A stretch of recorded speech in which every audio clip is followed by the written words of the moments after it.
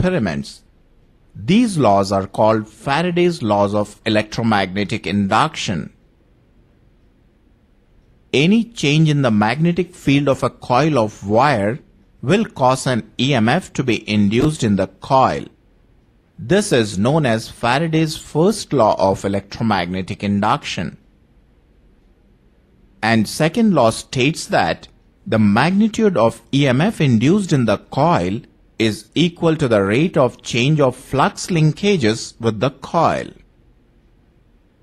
Now let's establish an equation for Faraday's laws of electromagnetic induction.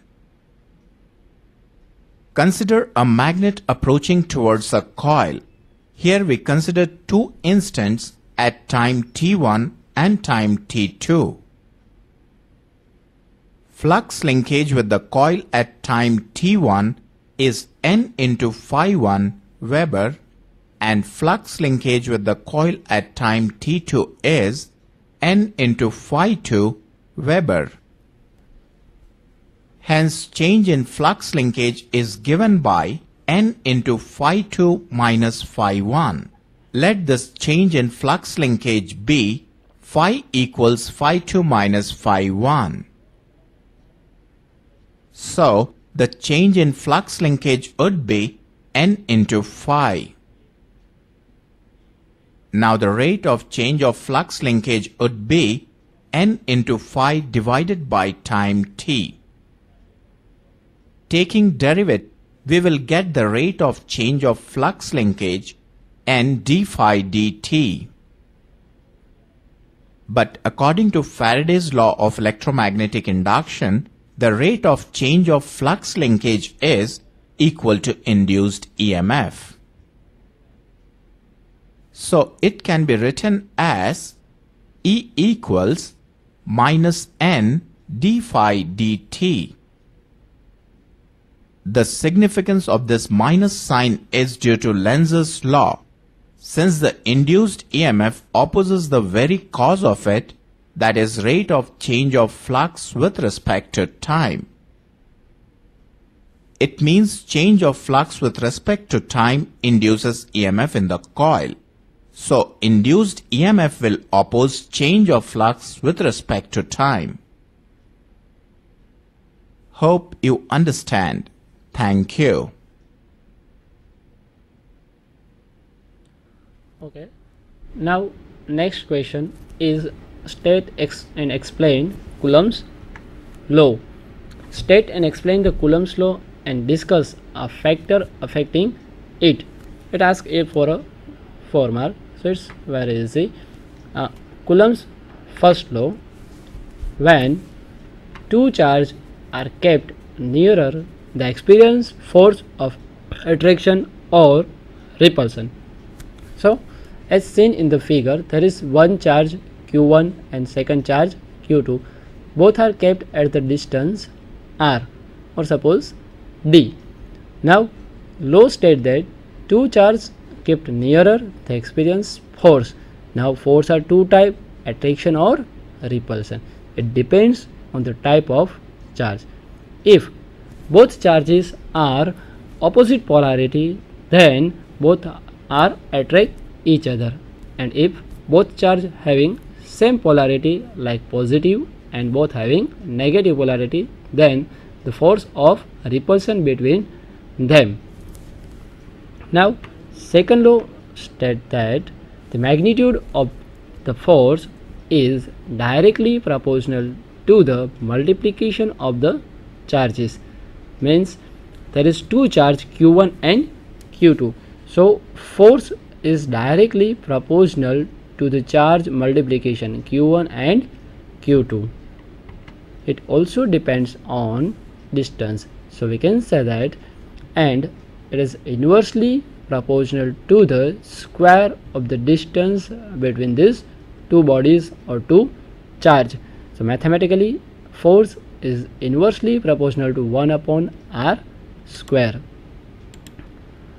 Hence combinedly we written one equation is force is proportional to the Q1 into Q2 upon d square. Here we distance given by the D.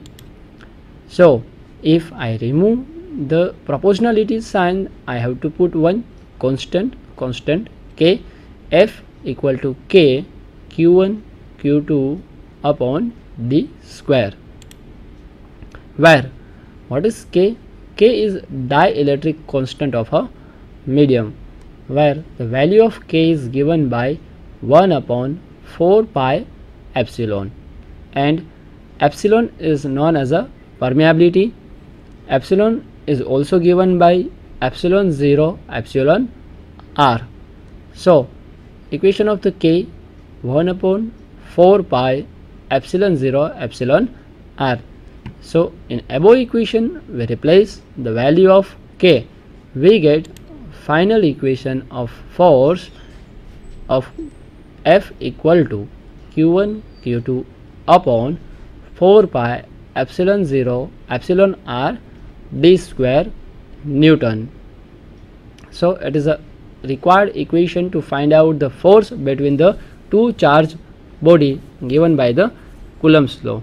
So it also depends on these three parameter is indicated in the equation. It depends on the charge Q1, also depends on the charge Q2, and also depends on the distance between these two charge.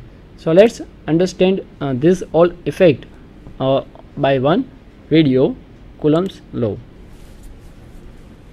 Discussion on Coulomb's law. This fundamental law of electrical science is also referred as inverse square law. According to this law, if two charged bodies are kept at a certain distance, they will experience an attractive or repulsive force depending upon the nature of their charges. If the bodies are charged by similar electrical charge, they will repel each other. If the bodies are charged by opposite electrical charge, they will attract each other. Suppose one body is positively charged with plus Q1 and the other body is negatively charged with minus Q2. The force acting between them is attractive. Again, one body is positively charged with plus Q1 and other body is positively charged with plus Q2. The force acting between them is repulsive. Again, one body is negatively charged with minus Q1 and other body is negatively charged with minus Q2. The force acting between them is again repulsive.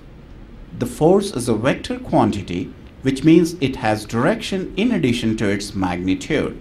Here the force acts along the straight line joining the centers of the charged bodies.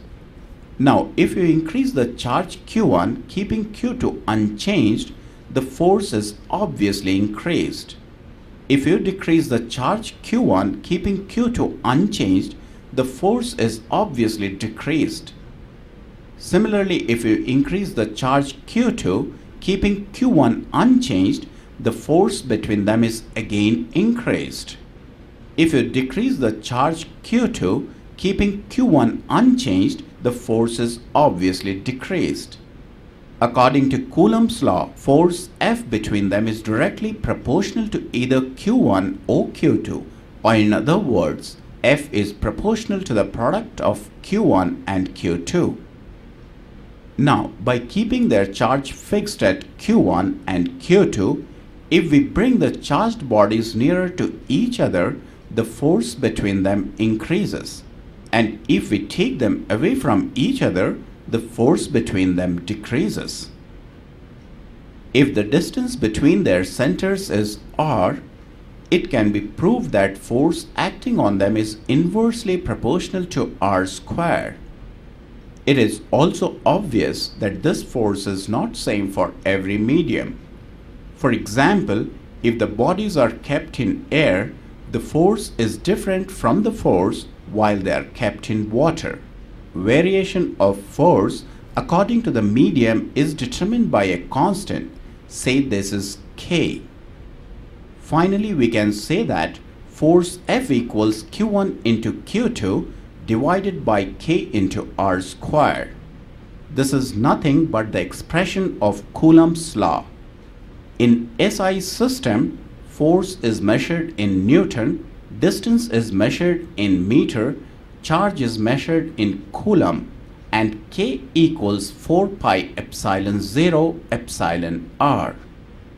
The force acting between the charge is expressed as F equal to Q1 into Q2 divided by 4 pi epsilon 0 epsilon r into r square, where epsilon 0 is the permittivity of air or vacuum and its value is 8.854 into 10 to the power of minus 12 farads per meter, and epsilon r is the relative permittivity of the surrounding medium in respect to the permittivity of air or vacuum. Okay, now our next question is define RMS value of alternating quantity. Derive the expression for RMS value in term of maximum value for sinusoidal alternating current. The question is asked for a 7 mark. Okay, so first we define the RMS value. The value of any AC quantity, either it is current or voltage, it is continuously changing from 0 up to the positive peak, through 0 to the negative way, and it is back to the 0 again. So clearly most of the time it is less than the peak current, so this is not a good measurement of its real effect. So we can take the RMS value of AC quantity.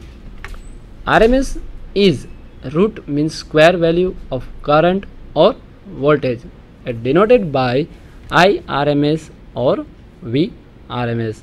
Generally RMS value is 0.7 of peak value, that is a 0.7 percentage of, we can say 70% of peak value.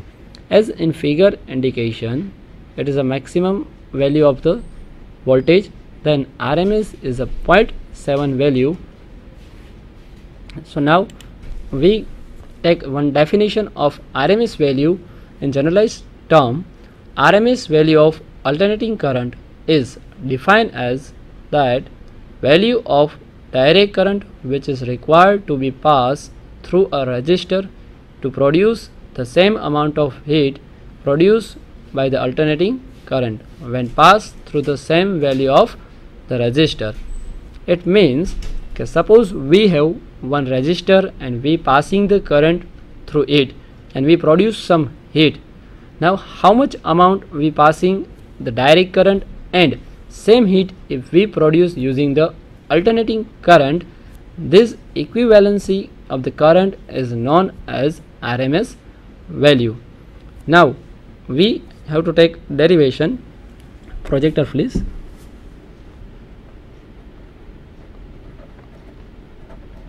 RMS value, it is root mean square value. So as we know that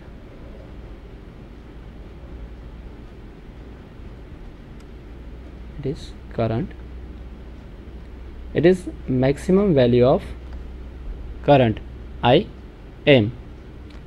Now 0, pi and 2 pi, it indicates the period of the current. So generally AC current is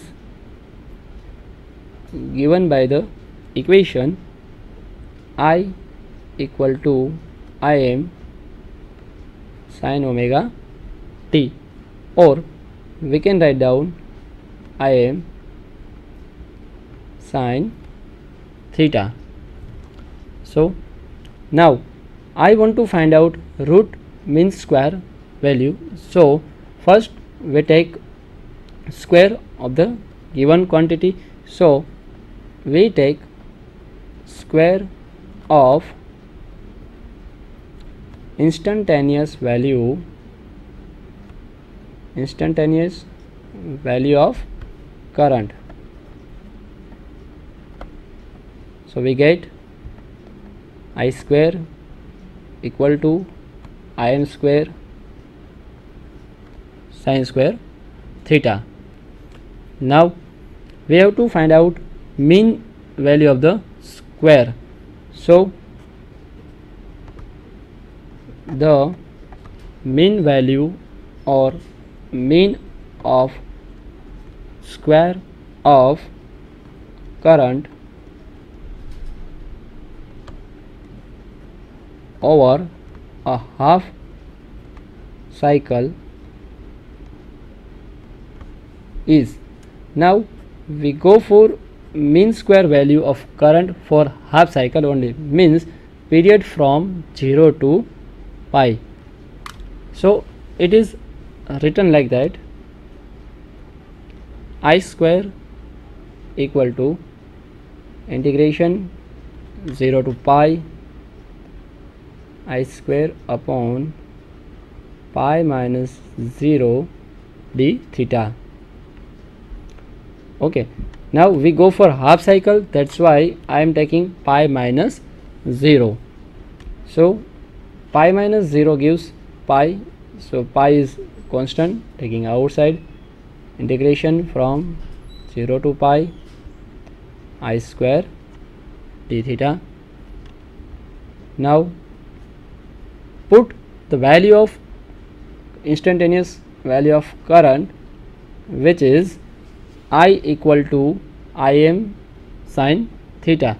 So we take square, so Im square sin square theta d theta, where Im is a maximum value of current, so it is constant.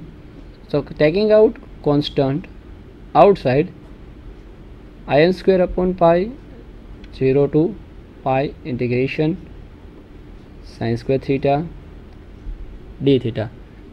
As we know that integration of square value is not done, so we have to converted sin square theta.